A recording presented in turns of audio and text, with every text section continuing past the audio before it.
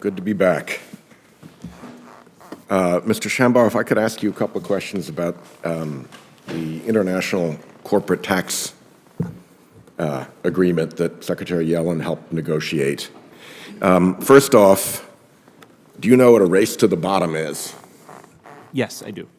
Describe what a race to the bottom is. So with regards to corporate taxation... Just generally, but sure. If you wish. In anything, the race to the bottom idea is that countries might feel a need to continually lower standards or tax rates to try to attract firms back and forth from one another so that you wind up with very low corporate tax rates or very low labor standards or something like that.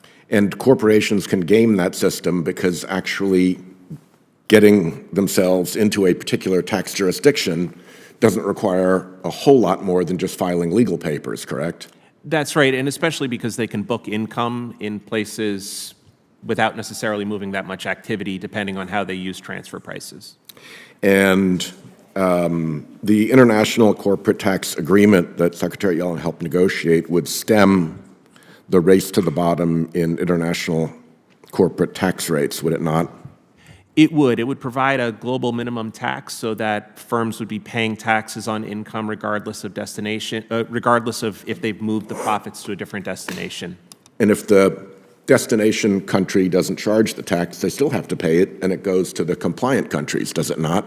That's right. There was what I think is somewhat creative policy choice to put in an untaxed profits rule that would allow countries that have put in place a global minimum tax to go after, in a sense, the revenue that countries that are not putting that policy in place. And so it's what what economists would call kind of a self-enforcing mechanism to try to get everyone else to join.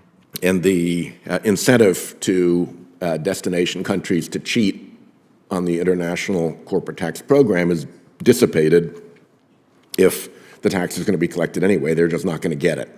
That's right. There's less of an incentive to have low tax rates for a country, and there's less of an incentive for a firm to try to move to a low tax destination. And in terms of competitiveness, we hear the companies that would like to enjoy little, no, or negative taxation doing a lot of complaining about actually having to pay taxes. And one of the arguments that these big multinationals make is that it would interfere with their competitiveness. I come from Rhode Island. We have a lot of small businesses in my state, and one of the things that I see is those small businesses are at a huge competitive disadvantage against big multinationals because those small businesses actually pay taxes. They don't have the size or the legal staff to go out and reincorporate themselves in foreign countries and go through all the machinations to hide from tax paying. So at the end of the day, the big multinational paying no taxes is competing with an American company that pays taxes, and it seems to me that that creates significant competitive disadvantage for smaller American businesses. Is that a sensible way to look at the competitiveness problem? I think it is absolutely fair to say that firms that don't have overseas activities don't have the same options in terms of what they could do with taxes.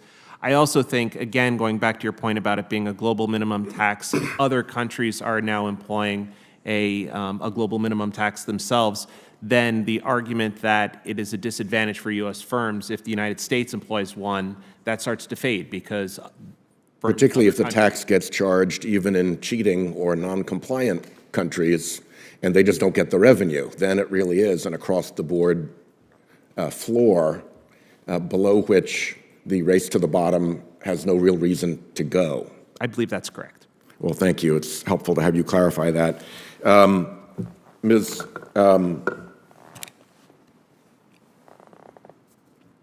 Haffajee, I just wanted to offer a thought to you as we get going, because we're going to continue to talk about this, but I've been kind of a maven of delivery system reform, of trying to reduce the actual cost of providing care by getting away from fee-for-service and following what in the Obama era was called the triple aim and so forth. And it seems to me that HHS has sort of lost sight of that aim. It is no longer anything that anybody talks about very much. It's hard work trying to get people to pay attention to opportunities to proceed that way. And I'd just like your thoughts on the importance now, particularly as we look at, Medicare costs and solvency, of following the triple aim.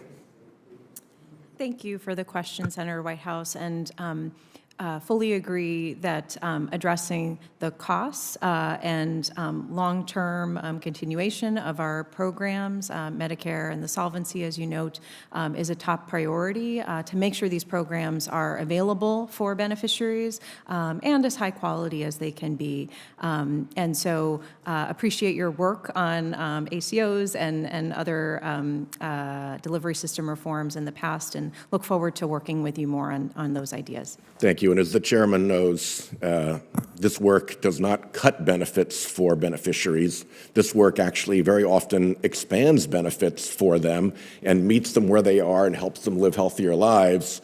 So it's a real win-win, and I appreciate the chairman's indulgence and also interest and support in this over many years. You will have it, Senator Whitehouse. And just on your earlier point with respect to the global taxation issue, because we have been talking about this with Dr. Shambaugh over the course of the morning, your point, which hasn't been made yet, that American small businesses that pay their fair share of taxes are disadvantaged compared to, for example, what the staff found last week with respect to AbbVie, the giant drug company, where they basically make all their sales in the United States and, they book their profits, elsewhere. And that, of course, is why it's so important that we also get answers from Abbott and Merck, they have been stonewalling our investigators, which raises a question in my mind whether they're up to the same sort of thing. But look forward very much to working with you, and thank you especially for making that point, because mine's a small business state. We are overwhelmingly small businesses, and you put it